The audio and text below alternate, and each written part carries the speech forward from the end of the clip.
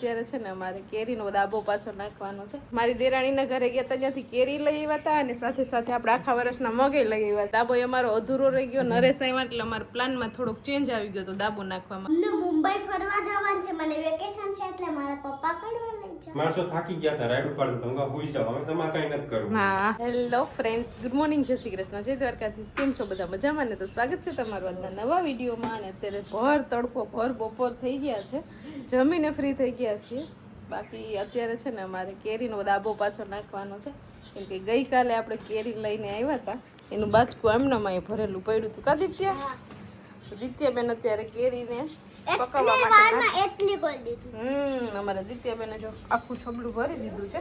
અને આ કેરી પણ છે ને બહુ મસ્ત છે, મોટી મોટી કેરી છે. કાદિત્ય તો આને આપણે છે ને આ વખતે જગ્યા ચેન્જ કરી નાખવાની છે.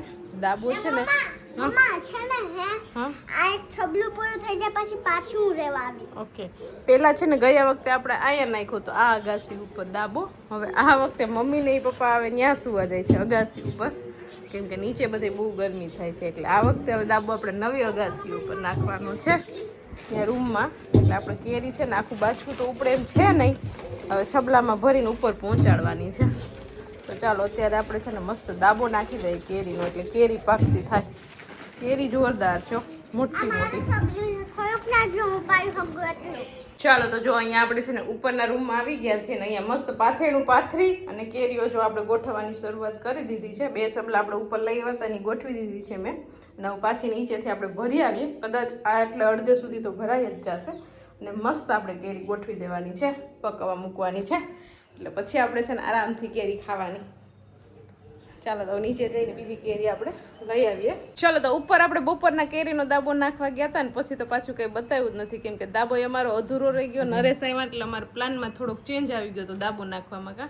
બદલાયું છે બધું સ્થાન, દાબાનો સ્થાન બદલાયો છે, કેરીનો દાબો નાખવાનો. હા, મુહૂર્ત જોયું તો સારું નતું, પછી મુહૂર્ત જોયું, પછી બપોર પછી સારું છે સાંજે. વળી કે નહીં પાકે તો નબળા મુહૂર્તમાં, એટલે શુભ મુહૂર્ત હોય ત્યારે કે આપણે દાબો નાખશું. એટલે અત્યારે આરામથી ઠંડા પોરમાં દાબો નાખીએ તો મસ્ત કેરી પાકે. અને આપણે જો મારી દેરાણીના ઘરે ગયા હતા ત્યાંથી કેરી લઈ આવ્યા હતા અને સાથે સાથે આપણે આખા વર્ષના મગે લઈ આવ્યા છીએ. તો મમ્મીએ જો મસ્ત હમા કરી અને બધા બોટલો મોટી મોટી આપણે જે સોડાની બોટલો આવે ને એને પણ આપણે નથી જવા દેતા ભંગારમાં, એને હાચવી ધોઈ વિછરી હૂકવી અને રાખી મૂકીએ છીએ. સોડાની બોટલમાં જ આ વસ્તુ ભરવાની હોય, કેમ કે સરખી રીતના પેક રહી. બરોબર. અમે છે ને ગયા વર્ષે પણ કેટલી બધી બોટલો ભરી હતી ને આ વર્ષે જો આપણે બોટલ ભરી દીધી છે. ગયા વર્ષે છે ને અમે મગ છે ને બોટલો એ ભરી હતી ને એક પ્લાસ્ટિકનું કેન આવે ને એમાંય ભર્યું હતું.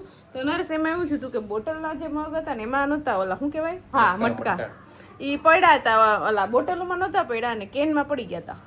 ઉપર જ હતા પણ તોય આમાં હારા રહીએ કેન કરતા એમ. એટલે આપણે બોટલો છે ને એ ફેંકી ન દેતા. તમે જો આવી રીતે સ્ટોર કરતા હોય તો કોમેન્ટ કરજો, અમે તો આવી રીતે સ્ટોર કરીએ છીએ ને આમાં આખું વર્ષ એવા ને એવા જ રહેશે. ચાલો મૂકી દઈએ આખું વર્ષ. હવે આમાંથી મગ ખાશું આપણે રસોડામાં એક મૂકો. એક મૂકી દીધો ને બીજા 4 વધારાના છે જે હમણાં ઉપયોગ નથી કરવાનો. અને અમારે છે ને મગ બહુ ખાય અમે બધા, મગ ને મગની દાળ. હા, રસોડામાં ઉપર બધું નથી મૂકવાનું, ઉપર થોડોક સ્ટોર રૂમ છે, સ્ટોર રૂમ હોય ત્યાં મૂકવાનું હોય. તો જો નીચે બધી રસોઈનું બધું કામ પતાવીએ, મમ્મી રોટલા કરે છે, ચૂલા ઉપર જમવાની થોડીક વાર છે. એટલે અત્યારે અમે આવી ગયા છીએ અહીંયા ઉપર. પાછો દાબો આપણો અધૂરો હતો ને એને પૂરો તો કરવો જ પડશે, પકવવા નાખવી પડશે ને કેરી. તો જો પેલા આપણે છે ને આ ખૂણો નક્કી કર્યો તો અહીંયા ગોઠવી પણ દીધી હતી બે છબલા મેં. ત્યાં નરેશ આવ્યા, એની પ્લાનમાં થોડુંક ચેન્જ કરાયું અમને. કે હું હોશિયાર છે એટલા માટે, ને મને ખબર હોય કે કઈ દિશામાં શું કરવાથી કેટલો ફાયદો થાય, ક્યાંથી ઓલું થાય, બધું ગ્રહની દિશા એ બધું મેં જાણી જોઈ. જ્યોતિષ લાગ્યા તો શાસ્ત્રમાં એ બધું પૂછાવી, હાથ જોરાવી પછી નક્કી કર્યું આ ખૂણો. હા, પછી અમે જો પાછું ત્યાંથી બધું આખો અમારો જે કેરીનો દાબો હતો એને આખો પાછો વીખીને અહીંયા ગોઠવો. અને આટલું ગોઠવી લીધું ને ત્યાં નરેશે પાછું કીધું કે હવે સ્ટોપ કરી દો.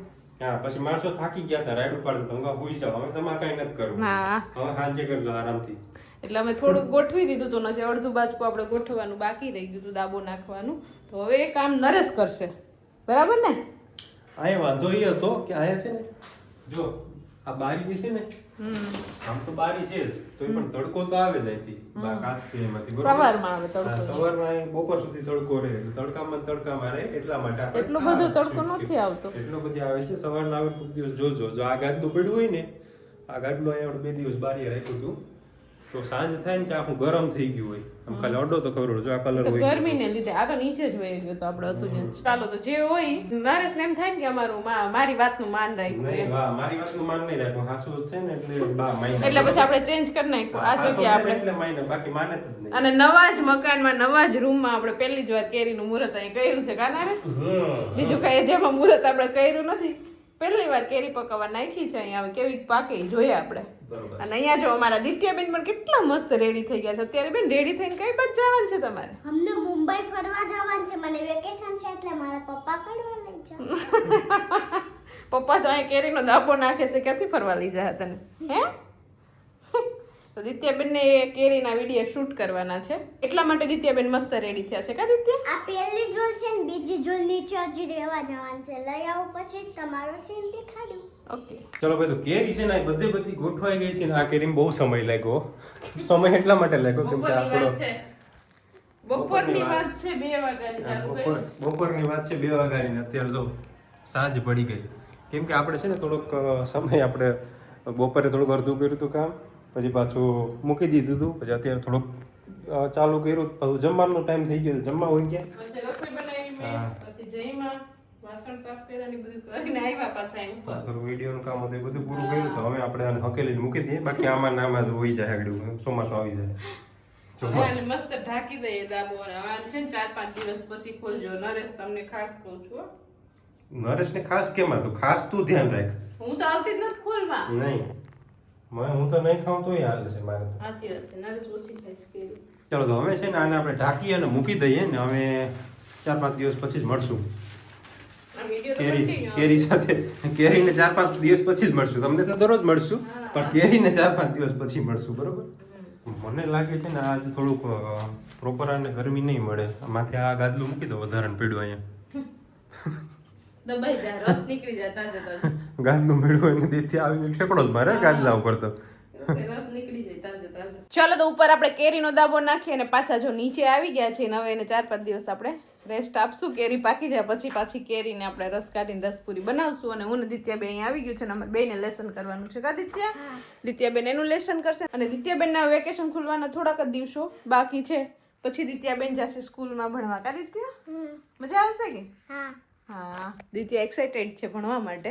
ક્યારની મને પૂછે કેટલા દિવસથી કે મમ્મી ક્યારે મારું વેકેશન ખુલશે કેટલા દિવસો બાકી છે. એને બહુ છે ને આમ જલ્દી છે સ્કૂલમાં ભણવા જવાની. આંગણવાડીમાં તો 2 જ કલાક હોય ભણવાનું પણ સ્કૂલમાં તો એને આખો દિવસ ભણવાનું થશે એટલે અત્યારે તો એને હરખ છે પછી હવે જોઈએ કે શું થાય એમ કા દિત્યા? પણ મારું ઉદ્ઘાટન કરશે ને? ઉદ્ઘાટન સ્વાગત નાના નાના ભૂલકાઓનું બધાનું સ્વાગત કરતો હોય ને એવું સ્વાગત કરશે તમારું. શું કરશે? એ તો ખબર નહીં ત્યાં જાશો પછી કરશે. નાખશે? ચાલો તો હવે અમે અમારું હોમવર્ક કરી લઈને વિડીયોને અહીંયા એન્ડ કરી દઈએ. તો તમને આજનો મારો આ વિડીયો કેવો લાગ્યો કોમેન્ટ કરજો, લાઈક કરજો, શેર કરજો અને જો ચેનલમાં નવા હોય તો સબસ્ક્રાઈબ કરજો. આવતીકાલે મળીશું નવા વિડીયો સાથે. ત્યાં સુધી bye good night. Bye good night. Subscribe કરવાનું ભૂલતા નહીં. હું લેસન કરી દઉં.